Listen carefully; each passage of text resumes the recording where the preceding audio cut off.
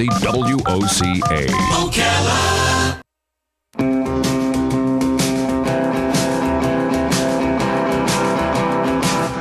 Ocala, baby, what makes you look so good? Ocala, baby, what makes you look so good? Why don't you love me like I know you could? All right, 5 minutes after 10 o'clock. Nice looking, but a little cool out there, looks like, judging from the coats people are wearing as I walk past the window. It's time for the effervescent Kelli Hart, Ocala Magazine Radio. Kelli, of course, is the executive editor of Ocala Magazine, and she writes for the magazine and always brings us some great stories. Today, even a great guest. Yes. So good morning, Kelli. How you doing? Good morning. Wonderful.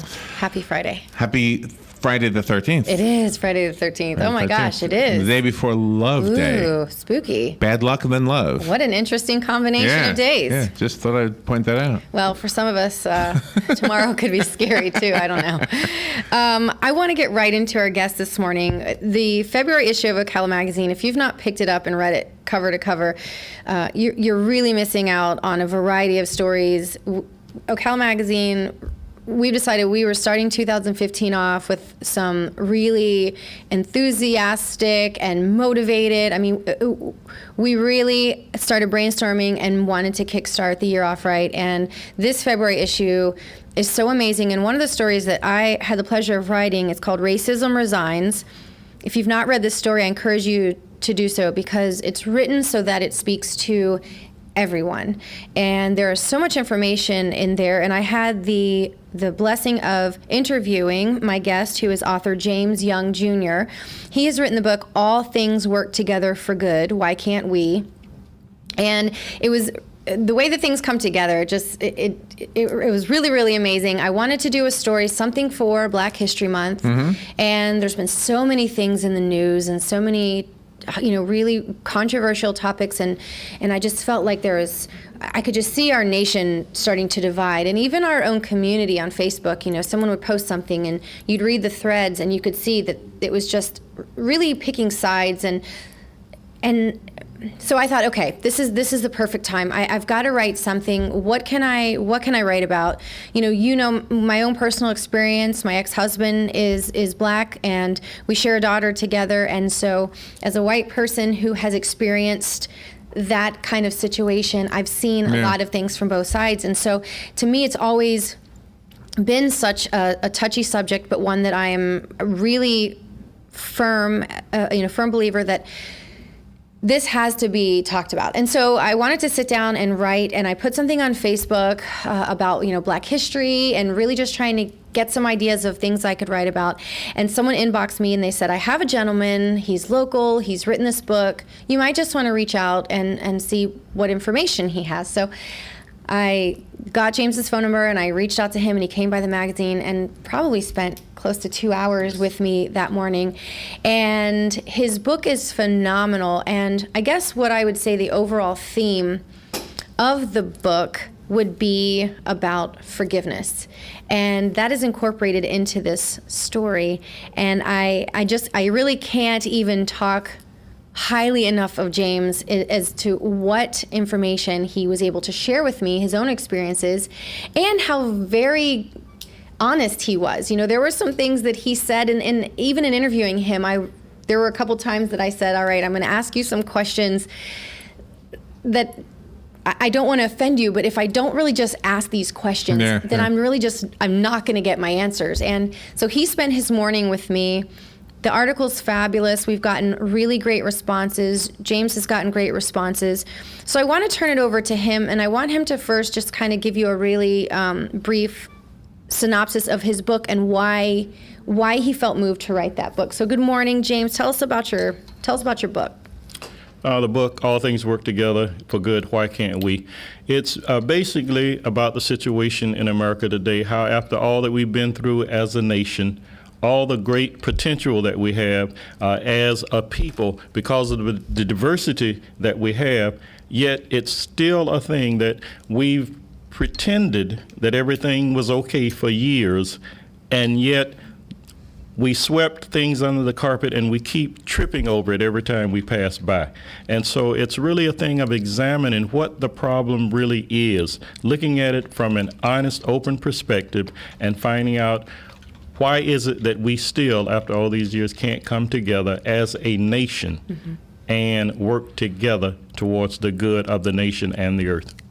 One of the questions I asked him during our interview, because I watch the news and I keep up with current events, and I just felt like after Ferguson and Trayvon Martin and some of these things that were happening in our nation, and watching the news and seeing how angry, especially like a lot of young Black people are, I felt like, wow, they're very passionate about this topic, and they seem very, very angry about this topic. And of course, anytime a life is lost, we should be angry, especially when it's so senseless. Right. And that should matter if it's an adult or a child, Black or white. It doesn't, anytime a life is taken senselessly, we should be angry because we should want to do something about it.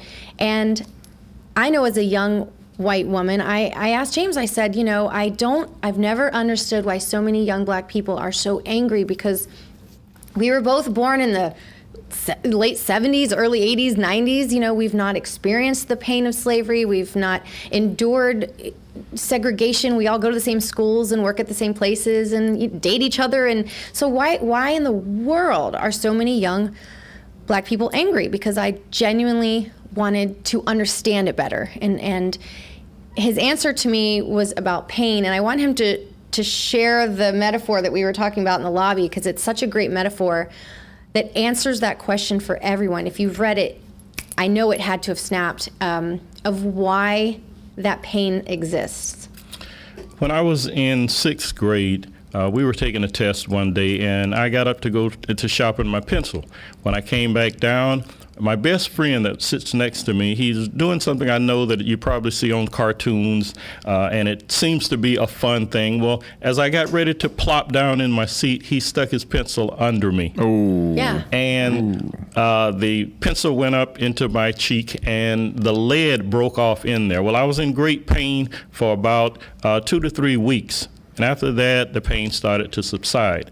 Well, for many years, I was fine, but then when I was about 24, 25 years old, that lead was still up in there, and it started to dissolve. And as it did, it caused great irritation in my body. In fact, to the point that it was not just irritation, it was painful. I had to go, and I actually had to have 2 surgeries to get the lead out and to correct the problem. Now, all those years that it just lay dormant, there was no problem. I had even forgotten it had happened. But once it started, that lead started to dissolve, it caused a great pain, great discomfort. And that's basically what we see in America. After we've gone through the civil rights movement of the 50s and the 60s, and things kind of tapered off in the 70s and the 80s and the 90s a bit, now all of a sudden it's like this thing is starting to fester again. And unless we get a heads up on it, because for the most part, we find ourselves in a reactive rather than a proactive mode. We wait until things happen, and then we want to try to do something about it.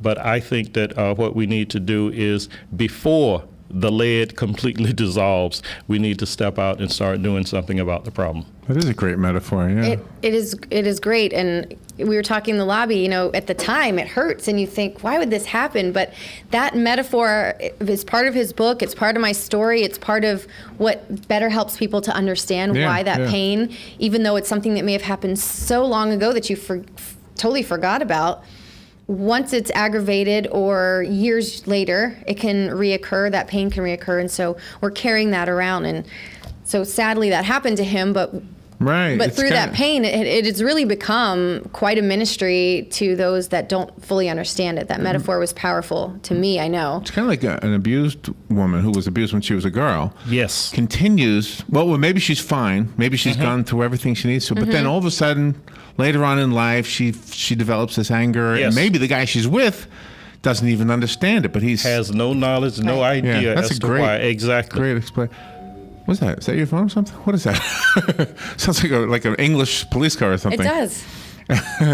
Did we win? Is confetti going to fall or something? Kelli Hart is here. James Young is here. James was a guest on our show also. And I remember discussing the thing we talked about, I remember, was that we had, when I was a kid, Motown was big, and I don't remember having a real understanding of who was black and who was white because you didn't have videos back then. Sure. And so the races came together with music and probably with sports too. Yes. But I guess that was the period after the lead, but before the pain came back. Exactly. Yes. Yeah. Wow. Oh, that makes sense. Yes. Yeah. Well, I know after James explained that to me, my next question to him was, okay, so there's pain. So what do we do to move past it? Because the majority of people, if not all of the people that, had these, that owned slaves that were so brutally just violent and terrible to these people, those people are long gone. People that were slaves, the people that suffered, they are long gone. So if they can't apologize for their actions, what do we do to ever get past it? Because I understand the concept of saying, I am sorry, so that you can seek forgiveness and you can move past a problem. But when those people are gone and they're unable to apologize, how can we get past the pain? So my question to James was, okay, how do we move past the pain? And his answer to me was that someone that represents that which caused the pain needs to step in and say, for those that I represent to you, I would like to apologize. And see, we don't really understand the depth of how much this can help, but I know personally, I was in the first Promise Keepers Pastors Conference back in 1995 in Atlanta, Georgia, when approximately 25,000 white pastors apologized to all the men of color that were there, and by that I mean whether they were black, whether they were Native American, Indian, Asian, Hispanic, but they issued an apology for everything that segregation represented and the healing that it brought to me. And then a year later, over 1 million men met in Washington, D.C. And approximately 1 million white Christian men did the exact same thing, apologized to everybody there that was of color and asked for forgiveness for what they represented. And that brought a major healing in me. Even though they didn't have anything to do with what happened, they were willing to substitute, to stand in the gap and say, for what I represent to you, I ask forgiveness. Yeah, and we need a president to do that. Yes. Of course, it might not be appropriate with this particular president, but, the next white guy needs to say something, or a white lady. Sure. And I thought this when Clinton was president, actually. In fact, I remember writing a letter to that effect, to which I was slammed because I published it. And a lot of people slammed me for that, so we don't owe any apologies. But I'm glad you brought this up because it really makes sense. It does make a great deal of sense. The thing about the reason we can't get past the problem is because the solution is too simple. If you had a problem between two children as a parent and your two children are fighting, okay, the first thing you're going to want to know is who did what. And when you find out who did what that initiated it, you're going to demand that child apologize to the other child. And then you're going to tell the other child, now you forgive the first child. Right. And then once they do that, they run off playing and forget all about what had ever happened. Really sweet points, yeah. Can I ask you to just hold this for a second? We got to take a little break and we'll be right back. Absolutely. Hold on. Great conversation we're having. Kelli Hart is here bringing you Ocala Magazine Radio. Her guest today is James Young, the author of All Things Work Together for Good. Why can't we? Is that the rest of it? We will be right back. The weather is brought to you by myfwc.com. Safe boating is no accident. It'll be sunny today, but breezy and cool with a high between 57 in the northernmost part of the zone and 65 in the southernmost part. Clear and cold tonight. Those will drop to 30 in the interior spots to about 40 along the coast. Sunny but cool tomorrow, high 60 to 64. And for Sunday, plenty of sunshine, highs ranging from 60 in the northernmost part of the zone to 67 in the southernmost part. From the Florida Weather Center, I'm meteorologist Joe Lundberg. Ooh, a xylophone. Sounds dreamy. Yeah, they don't make them like this anymore, Robin. I'm shipping it to the Musical Historical Society. And you're packing it like that? What, this won't work? Why don't you take it to the Personal Service Center at the corner of Northeast 25th Avenue and 24th Street in Ocala? Just look for the yellow signs. Great idea. That'll save me a lot of time. The passing of time. Personal Service Center makes sending packages easy. And quick, call 789-6683. For the Personal Service Center.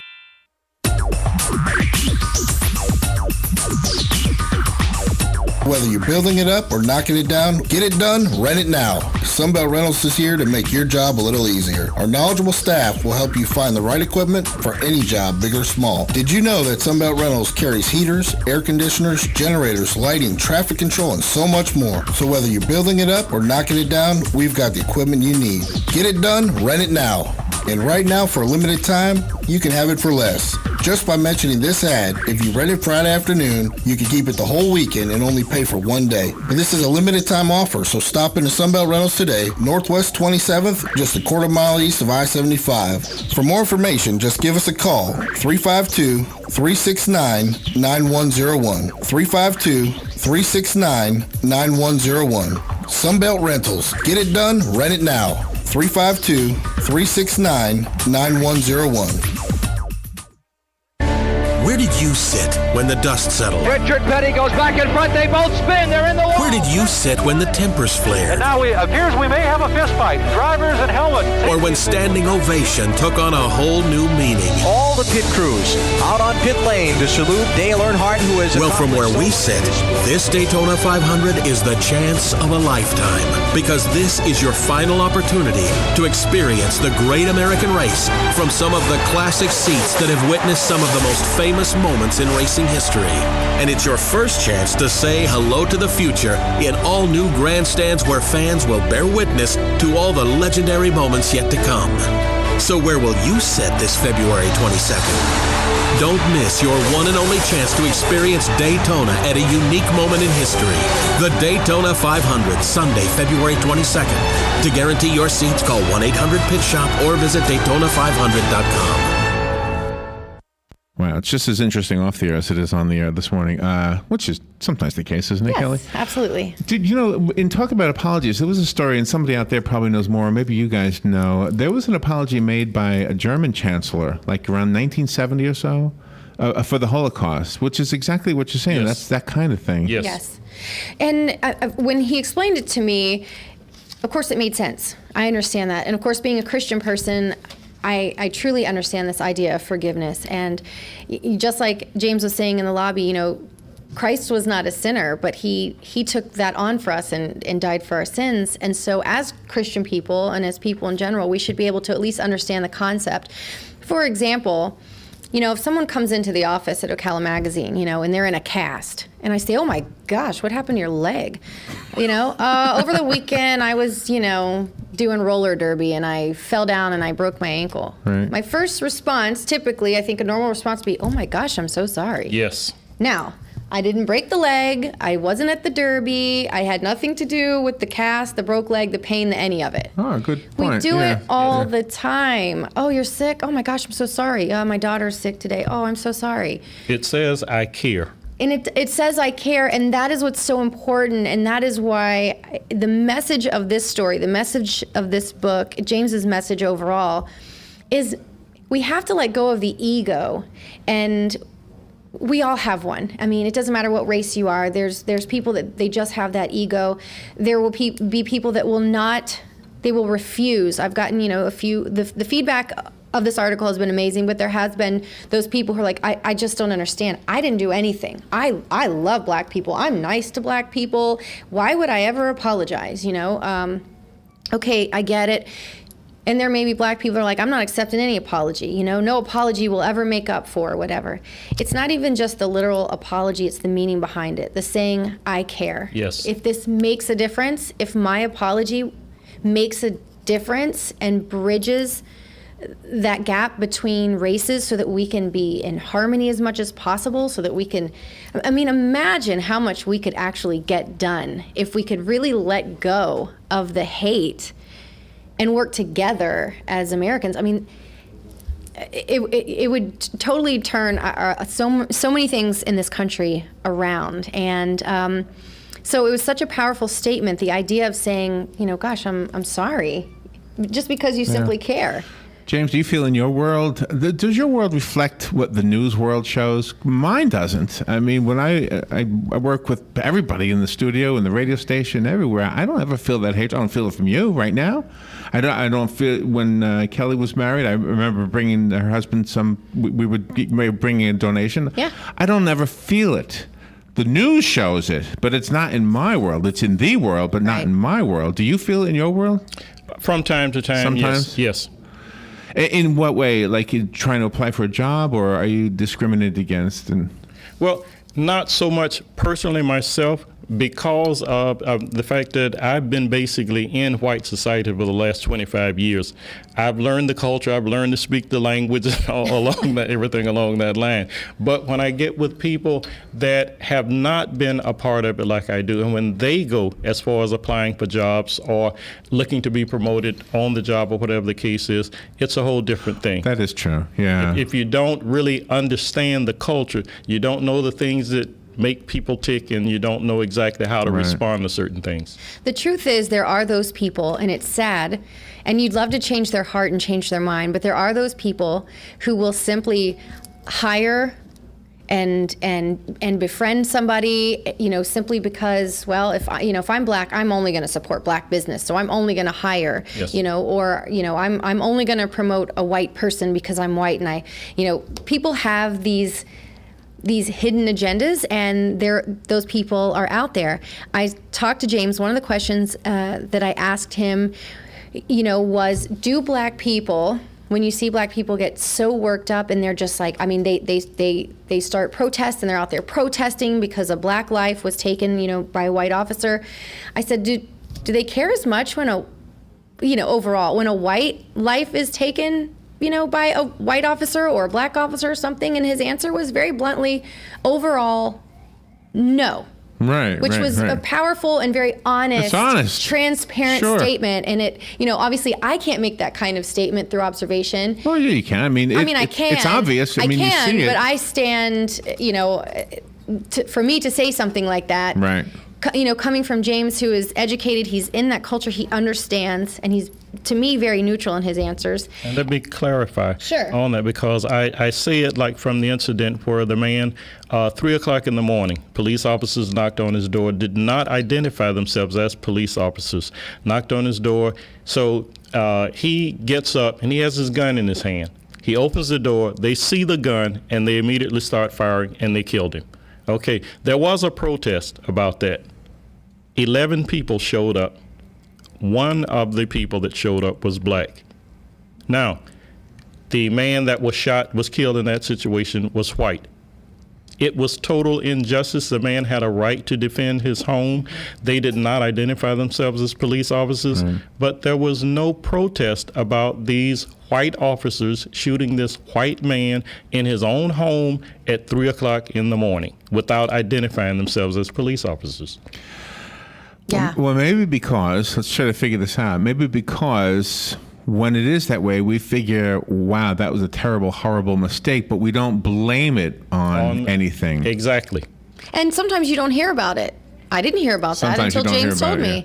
The media can definitely alter the way that they want us to think. Yes. They can definitely get us worked up as a culture, as a nation, as a race, because of things that they put out there. I do have a question. It came in email, and so I want to ask James before we close. The question is this. In your book, All Things Work Together for Good, Why Can't We? You write that when you reached out to white people and asked them about voting for President Obama, they admitted that they voted for him to appease their own conscience, that they were not prejudiced. The writer goes on to say, first, let me admit that I did vote on my conscience, but it was based on who I thought had the better plan for the future of America. A cursory look at the record of John McCain and Mitt Romney made that an easy choice. Don't you think, just as Reverend King asked, they will not be judged by the color of their skin, but by the content of their character, that millions of voters of all colors did just that in both elections? I would say in the second election, there's a possibility because people had come to know President Obama a lot more. But in the first election, and I'm only going by the people that I talked to and questioned about it directly. To this day, I have 3 black Americans that told me why they voted for President Obama and actually had a reason why.